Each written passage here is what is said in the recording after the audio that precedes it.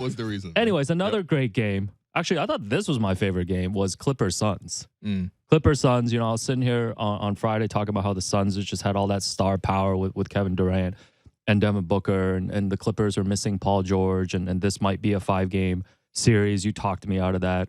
I just want to issue an on-air apology to Kawhi Leonard. I don't know why I keep forgetting that Kawhi has this in him. The 38-point performance, I mean, he's just incredible, man. I actually don't know what else to add. Yeah. Just an incredible player. No, it's kind of scary watching him at times because there was like 3 or 4 plays where the Suns had like 2 or 3 defenders around Kawhi ready to wrestle the ball away, and Kawhi would just use his like superhuman strength, which we know is like the secret to all of his powers, is just how straight up strong he is with everything. And he would just rip through 2 guys and then kick out.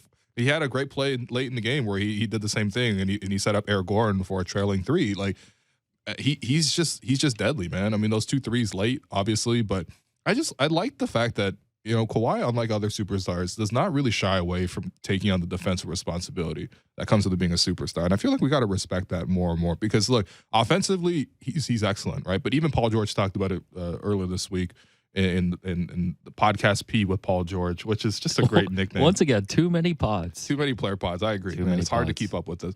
But, like, he talked about how difficult it is to sort of, like, take on the defensive responsibility and then still hit shots.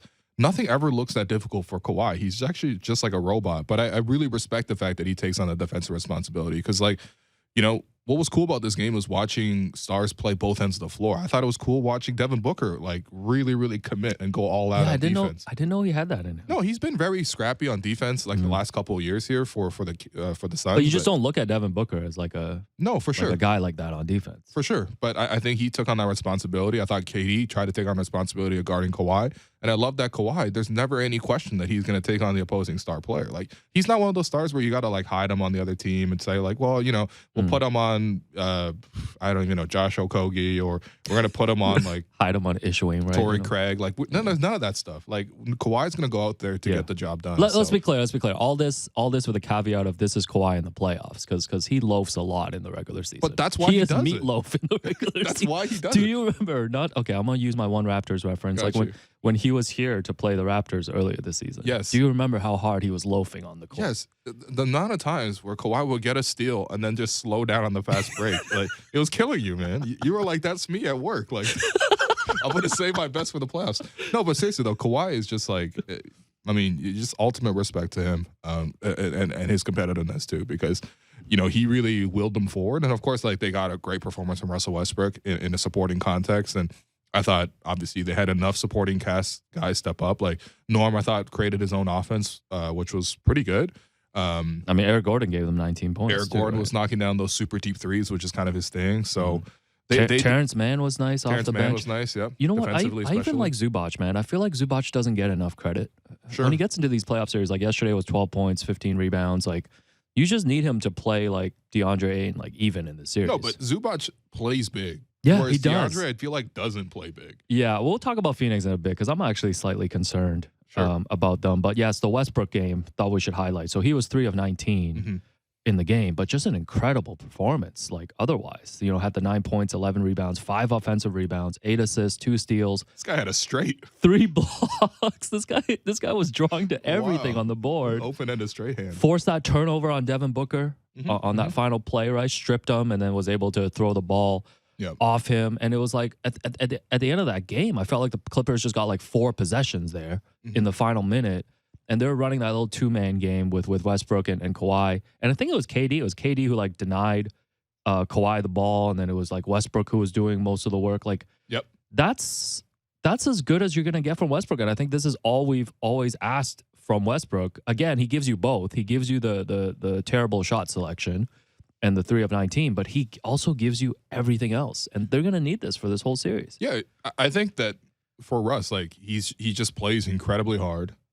He clearly had tons of confidence in this game. Like, he literally showed up to this game, with he was the shirt. He was nude, except he put on a shirt. Yeah. Charles Barkley was down bad on the broadcast, like, watching him walk in. Yeah, he was like, that's not even a 6-pack. That's a case of beer. Yeah, I don't know what that really means. But yeah, like, he just had the utmost confidence to go out there and play it. And I just do think that the cool thing about the NBA playoffs in particular, or just any sort of like must win basketball scenario, is that like unlike in other sports, right? Like compared to baseball, like you have to wait for the batter to come up in the order, or you have to, you know, maybe wait to see if the starter's still in the game or not, or you can't necessarily dictate matchups or sort of like specifically say who's going to take over when. In basketball, you have that flow where it's like you play within a context of a team, but then in pressure moments, you can select who steps up, who guards who takes the shots.